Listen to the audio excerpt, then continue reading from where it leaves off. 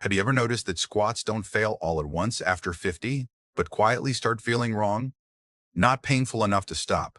Not dangerous enough to fear, just subtly unstable. You go down, you come up, but something feels off. Your knees take over, your lower back works harder, your allowance feels borrowed instead of owned. That quiet change isn't weakness. It's your body telling you that the rules have shifted, and stability now matters more than force. After 50, the body does not suddenly lose strength, but it becomes far more selective about how that strength can be used. What changes first is not muscle, but tolerance. Joints absorb force differently. Cartilage recovers more slowly. The nervous system becomes more cautious about unpredictable load. This is why movements that once felt productive now feel loud in the body, not sharper or stronger, just noisier. Many people interpret this as decline, when in reality it is the body changing its rules. The question is not whether strength still exists, but whether the system feels safe enough to express it. In younger years, load often teaches the body what to do. Add weight, repeat the motion, adapt. After 50, that same strategy can backfire if stability has quietly eroded underneath. When load is applied without sufficient control, the nervous system senses uncertainty. Instead of allowing muscles to work freely, it tightens the system. Bracing increases, movement becomes rigid, effort rises, but useful output falls. This is the moment when people say they feel sore but not stronger, tired but not more capable. The body is not resisting work. It is protecting itself from what it perceives as risk. Stability changes that relationship immediately. Stability tells the nervous system that movement has boundaries, that joints will be protected, that balance will be maintained.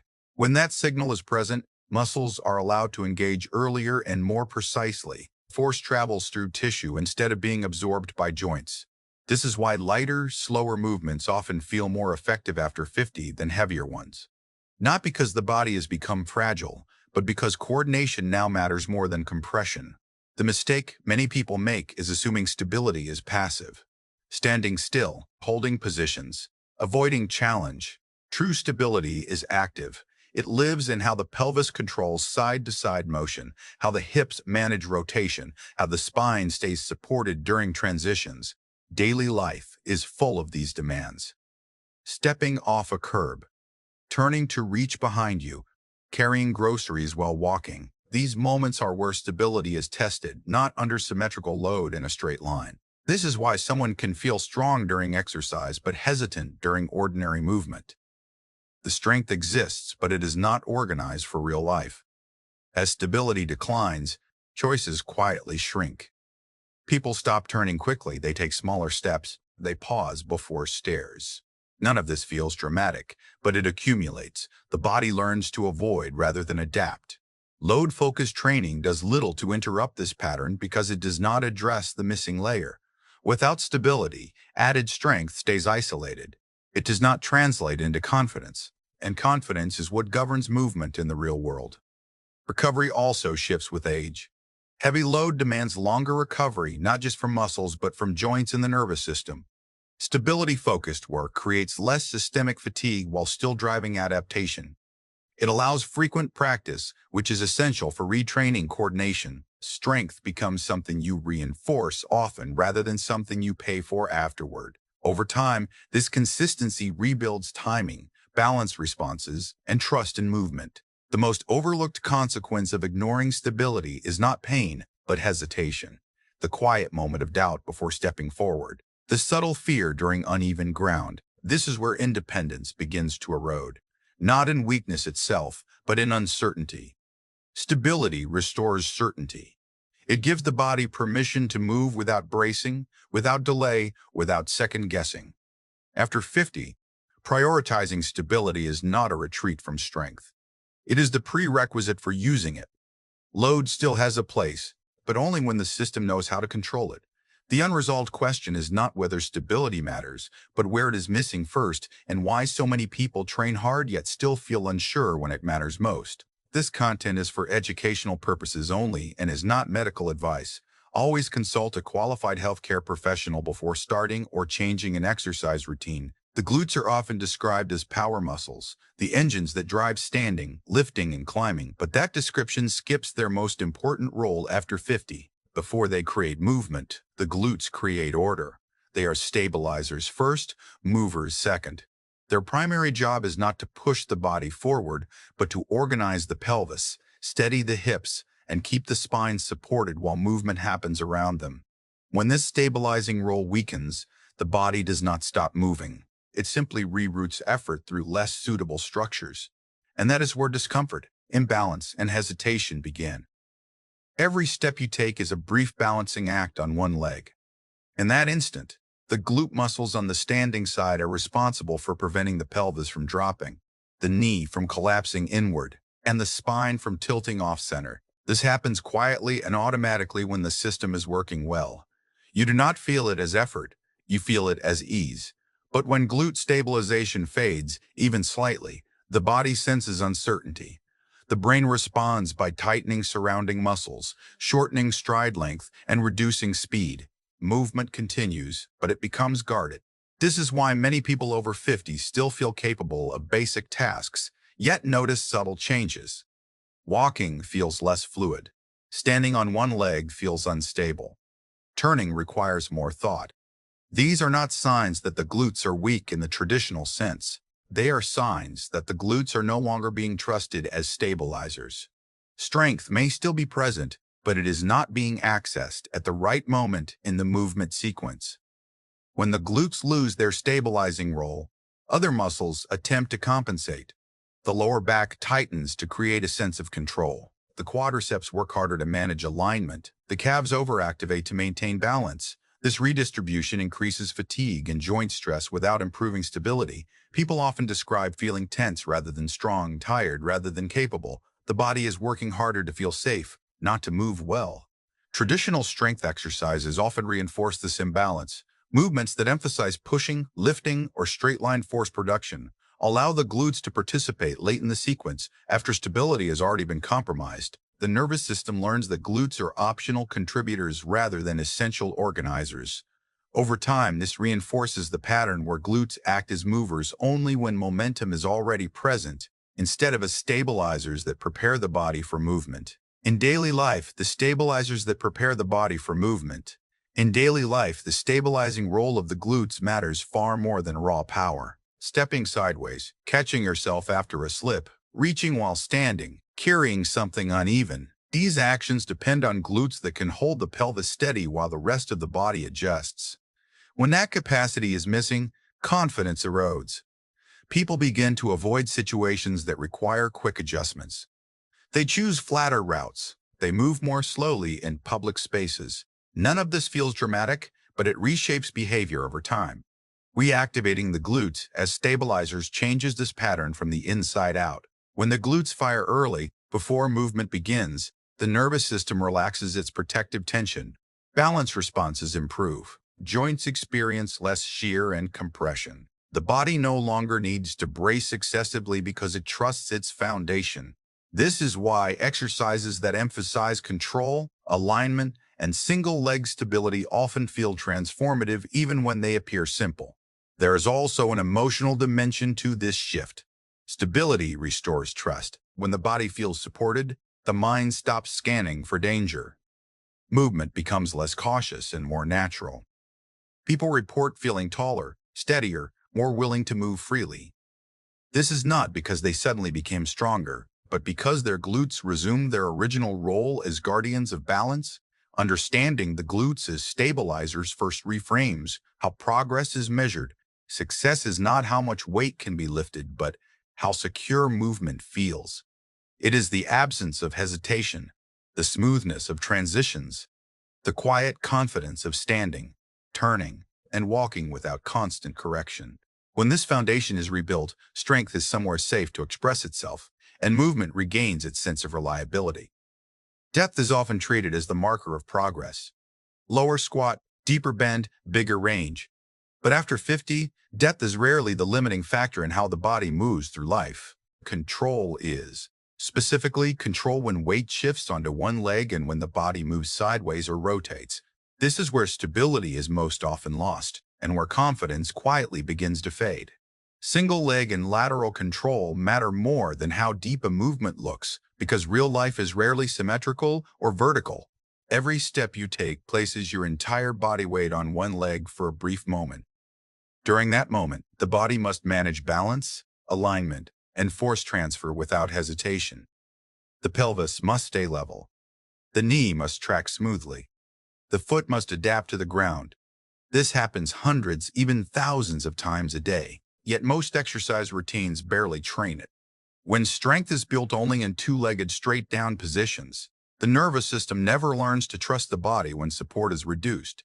This is why people can feel strong during traditional exercises but unsteady during ordinary tasks.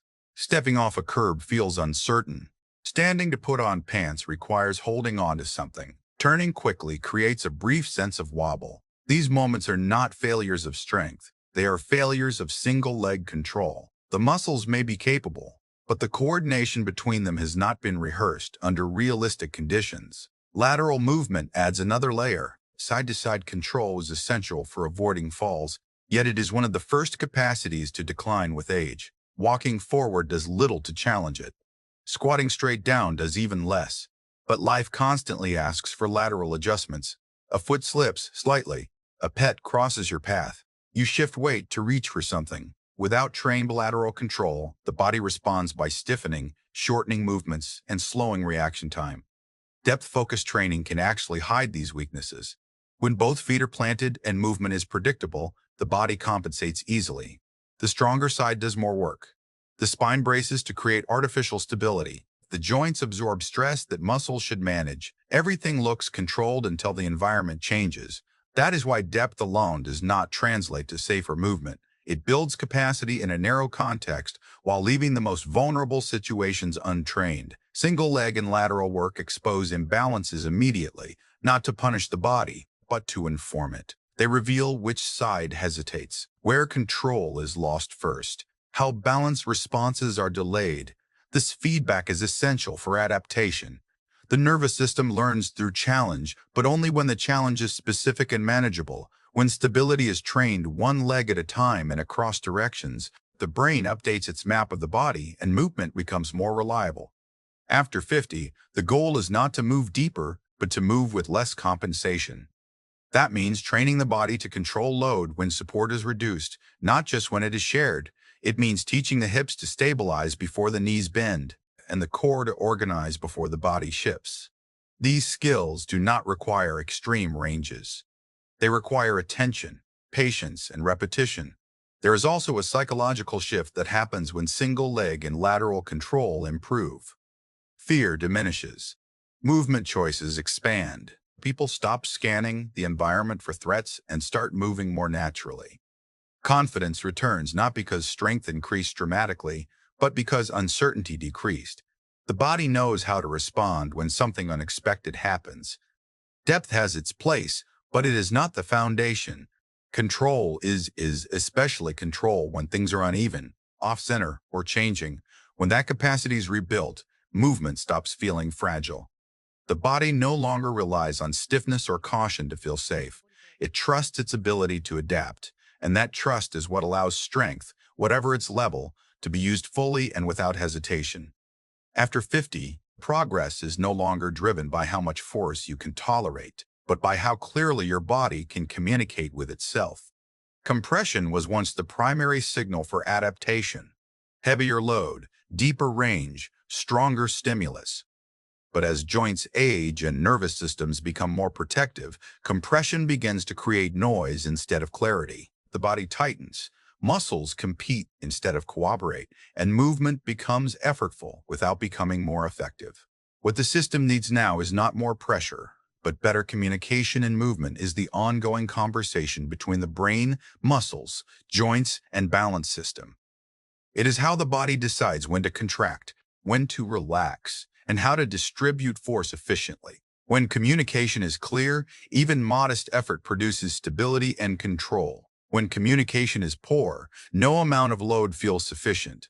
The body works harder yet feels less capable. This is why many people experience soreness without progress or fatigue without confidence. Compression-heavy training overwhelms this conversation. High joint load increases protective tension. The nervous system prioritizes safety over precision. Muscles fire later and less selectively. Instead of smooth coordination, movement becomes braced and segmented. This is not weakness. It is self-preservation. The body is trying to protect structures that recover more slowly than they once did. Unfortunately, the more this pattern is repeated, the more it becomes habitual. Reducing compression creates space for communication to return. When movements are controlled, slower and better supported, the nervous system can observe what is happening instead of reacting defensively. Muscles begin to activate in sequence rather than all at once. Stabilizers engage earlier. Balance responses become sharper. The body starts to feel organized instead of tense. This is often described as feeling lighter or more connected. Even when effort is present, the glutes play a central role in this communication network. When they stabilize the pelvis effectively, force is shared across the hips and spine rather than dumped into the knees or lower back. When lateral and rotational control improves, the nervous system stops bracing unnecessarily. Movement becomes quieter. Less noise travels through the joints. This is not about avoiding challenge. It is about choosing the kind of challenge that the body can interpret and integrate. Compression tends to emphasize output. How much weight? How many repetitions? How deep the movement looks. Communication emphasizes input, where pressure is felt, how balance shifts. When muscles engage, after 50, input becomes more valuable than output because it guides adaptation without triggering protective shutdown. This is why exercises that look simple can produce profound changes. They restore timing, sequencing, and trust. There is also a psychological effect. When compression dominates, people often feel they must push through discomfort to make progress. This creates anxiety around movement. Missed workouts feel costly. Soreness feels like failure. Communication-based training changes that relationship. Progress feels cumulative instead of fragile. Each session reinforces confidence rather than testing limits. The body becomes a partner rather than an obstacle. Daily movement then becomes easier to maintain. Because recovery is faster, consistency improves. Because movements feel safer, willingness increases. This creates a positive feedback loop where communication improves further simply through repetition. Over time, the body relearns how to distribute force intelligently, protecting joints while still expressing strength. Less compression does not mean less progress. It means progress that lasts. It means rebuilding capacity in a way the nervous system accepts and reinforces. When communication leads and compression supports rather than dominates, movement regains its clarity. The body stops shouting and starts listening again. After 50, the most meaningful change that comes from better movement is not physical strength, but trust. Trust in stepping forward without hesitation. Trust in shifting weight without bracing. Trust in the body's ability to respond when something unexpected happens. This kind of trust is not restored through force or intensity. It is rebuilt through stability, quietly and gradually, as the nervous system learns that movement is once again predictable and safe. When stability improves, the body stops preparing for threat. Many people do not realize how much of their daily tension comes from anticipation rather than pain. The slight stiffening before standing up, the careful pause before turning, the subtle grip on furniture when walking past it. These behaviors often develop without conscious awareness, and they are not signs of weakness. They are signs of a system that no longer fully trusts itself. Stability training addresses this at its root. By improving control over small shifts in position, the body receives consistent evidence that it can manage change. Single leg support becomes steadier. Lateral movement feels less risky. Rotational actions stop triggering protective tightening. Each of these moments sends a quiet signal to the nervous system that balance can be maintained without overreaction. Over time, the system updates its expectations. This process changes how movement feels emotionally. When the body trusts itself, movement no longer requires constant monitoring. Attention shifts outward instead of inward. People report feeling more present while walking, less preoccupied with the ground, less anxious about stairs or uneven surfaces. These changes often occur before noticeable increases in strength, which is why stability is such a powerful entry point. After 50, trust also alters posture and breathing. When the nervous system feels secure, muscles that were previously overactive begin to release. Breathing becomes deeper. The chest opens, the spine moves more freely. This further reinforces stability by improving sensory feedback from the body. The loop becomes self-sustaining. Better stability leads to better input, which leads to better input, which leads to better control, which deepens trust. There is an important psychological dimension here. Loss of trust in the body often leads to avoidance. People stop bending, reaching, or moving into unfamiliar positions. This shrinking of movement options can happen even in the absence of significant pain. Stability training gently reverses this pattern. Each controlled repetition expands the range of experiences the body feels capable of handling. This expansion restores a sense of agency. Daily life becomes easier not because tasks require less effort, but because they no longer demand constant caution. Standing from a chair feels automatic. Carrying groceries feels balanced rather than precarious. Turning quickly no longer triggers a moment of panic. These experiences accumulate into a renewed sense of independence. Independence, in this context, is not about doing more. It is about doing more ordinary things without fear. Over time, strength grows naturally within this stable framework. Muscles that trust their role engage more efficiently. Energy expenditure decreases for the same tasks. Fatigue lessens. The body feels reliable again. This reliability is what allows people to move more, not the other way around. Stability is what allows people to move more, not the other way around. Stability rebuilds trust because it speaks the language the aging nervous system understands. It offers consistency, predictability, and success without penalty. When the body experiences repeated moments of controlled balance and shared load, it recalibrates its sense of safety. That recalibration is the foundation upon which lasting strength, confidence, and freedom are built.